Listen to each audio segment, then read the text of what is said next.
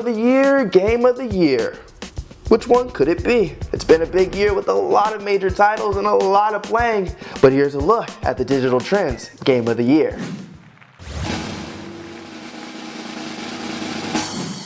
In a year full of AAA open world titles, The Witcher 3 Wild Hunt brought us not only an immersive, dynamic, and beautifully rendered setting, but also a game that story lives up to and levels with such a massive playing field. Spending hours upon hours of wandering and slaying monsters actually feels like it has a purpose when the game's ending makes epic calls to choices made throughout the story.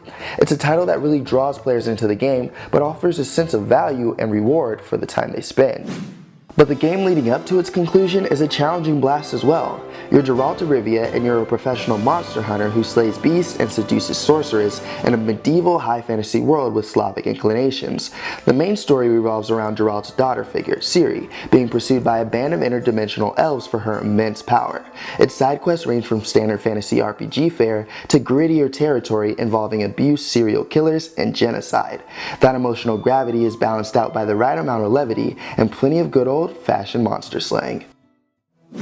Supporting that experience, the character progression system is the most flexible and intuitive yet for the series. Combat is fun and challenging, replacing the flashy sword of heroics of other RPGs with a tense positional dance that puts your timing and tactics to the test in any fight against more than a handful of grunts. High-level monster contracts can be especially tough, giving you more incentive to do your research and prepare with the appropriate oils, spells, and weapons for the extra edge they afford you. Inventory management can be clunky, but that's a common and mostly forgivable sin for the genre.